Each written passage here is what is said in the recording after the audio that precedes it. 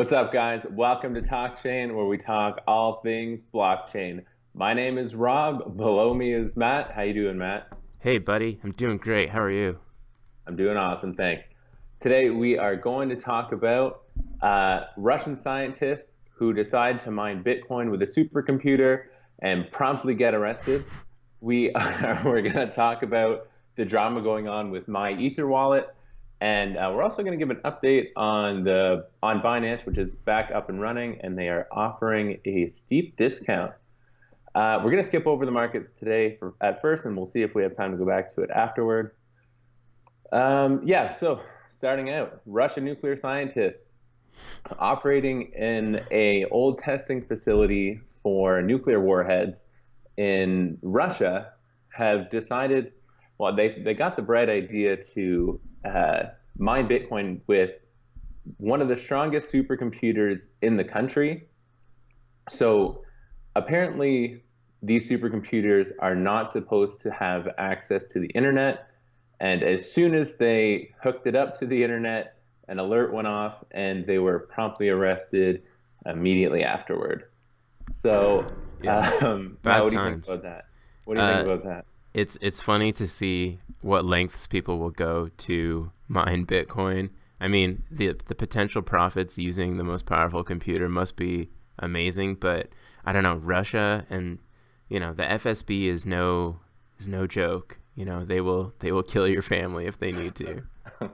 Yeah, it's a tough one. So I did some quick calculations.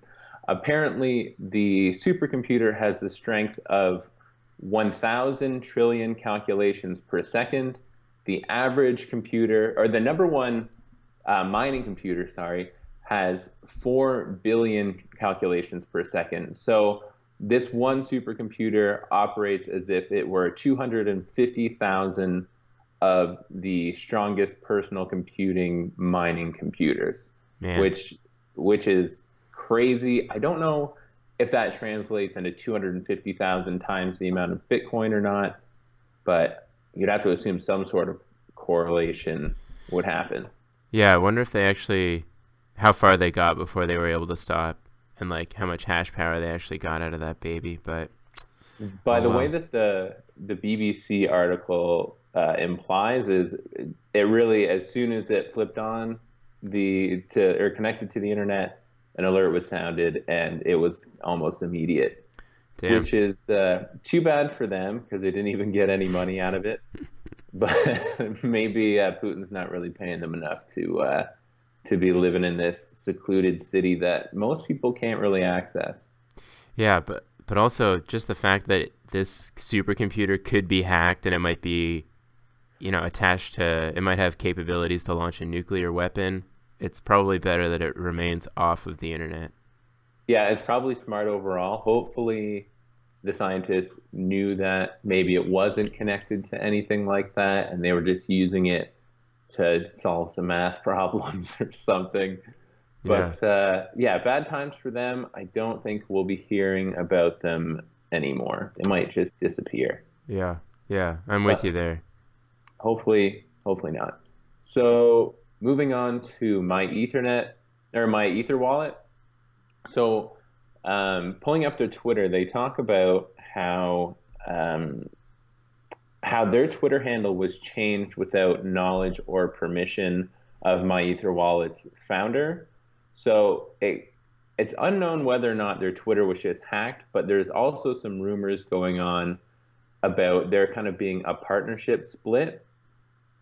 For those of you who don't know, there was the hack showed that my Ether wallet was changing their name to My Crypto, which could end up being a real thing. Maybe some information leaked. I'm not entirely sure. Yeah, it's kind of weird. It just seemed like the whole rollout, like, did these two people get in a fight and then the one went on a tirade and just decided to change the name? It seems just, I don't know, very immature that this happened and, there's no reason for it really. And they're just going to lose customers if they can't get their stuff together. Yeah, definitely. It's going to be interesting, but yeah, again on their Twitter, they said that there's nothing to worry about. MyEtherWallet is functioning normally and it's safe to do your regular transactions. Everybody's wallet is safe. So, assuming that that is going to be the case, nobody has anything to worry about. It might just be some more FUD for people who are kind of against it, similar to McAfee and Binance. It seems like not a single day goes by where there's not like something happening with some trusted person that we need in this supposedly decentralized world, where there's like it's either a wallet or an exchange, something's going on. And I don't know if it's just the landscape of crypto, but man, it's really annoying. I think it might just be some growing pains that are happening in the space. It's tough. Again, people make the argument for wanting an unregulated market. Well, this is kind of part of that. Yeah, it seems that way. But you know, if something comes out that's actually consistently that people can rely on and trust completely, they're going to become a major leader in this space, because it seems like you can't go anywhere. But you know, related to this Binance thing, it does seem like Binance is really sort of putting themselves at the top of the exchange world anyway, just being totally upfront about what they're doing and treating their customers really well. Yeah, definitely. Well, you're seeing that just with the level of communication that came out with them shutting their service down. Obviously, something was screwed up along the way that required a full 24 hours for them to shut down their exchange. I assume they lost millions of dollars by shutting down their exchange over that 24-hour period. So now they're back up and running, and apparently they are offering a 70% discount on all trading fees. So typically they charge 0.1% of a fee on all trades, and then 0.05% on all fees with BNB, which is Binance Coin. And now they're charging 0.03 on a normal trade and 0.015 with BNB. So I think that's really impressive. Yeah, it's nice and totally just out of left field. Like, I think every single one of these organizations has some sort of server downtime for upgrades or whatever. So it's really surprising that they would offer anything. But I guess it's really, like I said, they're sort of pitting themselves as the top of the heap in terms of exchanges, given that they're just trying to retain as many customers as they can, given the McAfee drama, even though they didn't do anything wrong. Yeah, for sure. And what you'd also think that maybe it's encouraging people who might be a little worried to make a transaction based on if they are scared to dip their toe back into an immediate trade. It really will kind of encourage that to happen again. Yeah, it seems that way, and hopefully we'll only see green from here on out. Yeah, definitely. So just taking a look at the markets today, it does seem to be predominantly green. Let's just see here. Bitcoin, a little over 8,500. The total market cap for the entire market, over 400 million or 400 billion. Bitcoin dominance, 34.6%. So we're starting to see a shift in the positive direction, and Bitcoin dominance is actually falling again, which is, I'm starting to think it's better for the market overall, because people seem to run to Bitcoin as soon as the market starts to fall. Yeah, and it seems like that was a thing, but I don't know how long it's going to hold for, that Bitcoin drops and everything else tumbles with it. But it seems like it's maintaining its dominance as it is, and I'm much more bullish on Ethereum than I am Bitcoin at this point, and I'm glad to see that it's up a little bit. But I don't know, I think the more developed this market gets, the less people are going to need Bitcoin. So we'll see, though.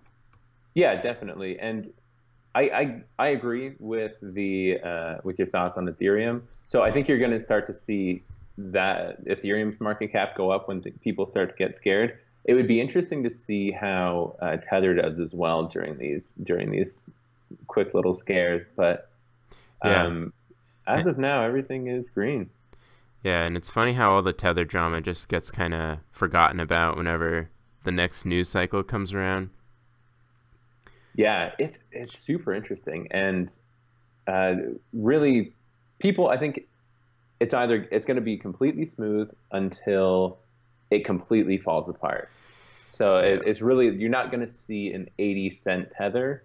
You're going to see it's going to hit 89.9 and then it's going to drop to zero. Like it'll be immediate. You think so? I don't know.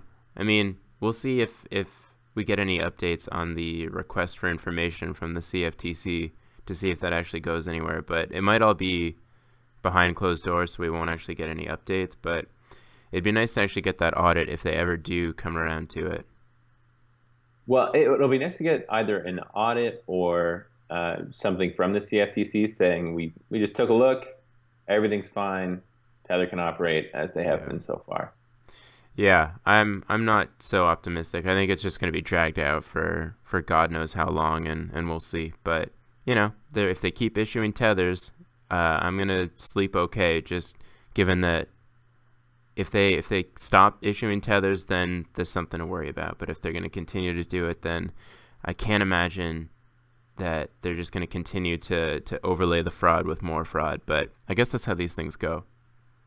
Definitely. And I'm starting to think the longer this goes, you're starting to see some more players in the market who are linking their tokens to the US dollars. So there's going to be some replacements. There already are some replacements, again, with Maker's DAI, and Jabrel's coming out with one that should be coming out very soon. Oh, are you interested in that one? JUSD. Full disclosure, I do have some of this Jabrel network. It's going to be interesting to see how that works. And from what I hear, it's supposed to be big, but we'll wait and see how it does. It's trading at around 60 cents right now. So get in while you can. Yeah, right. It's gonna shoot to the moon soon. Well, you'll be the one looking. Uh-oh. It's not that big of a deal.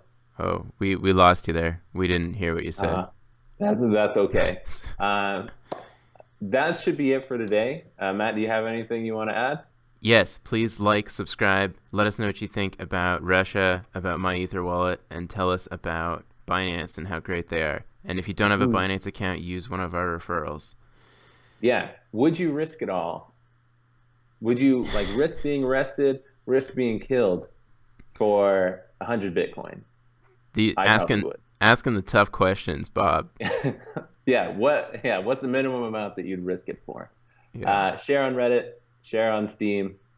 Follow us at TalkChainPod, Facebook, Instagram, Twitter. Thank you guys very much for watching. We'll see you next time. Take care.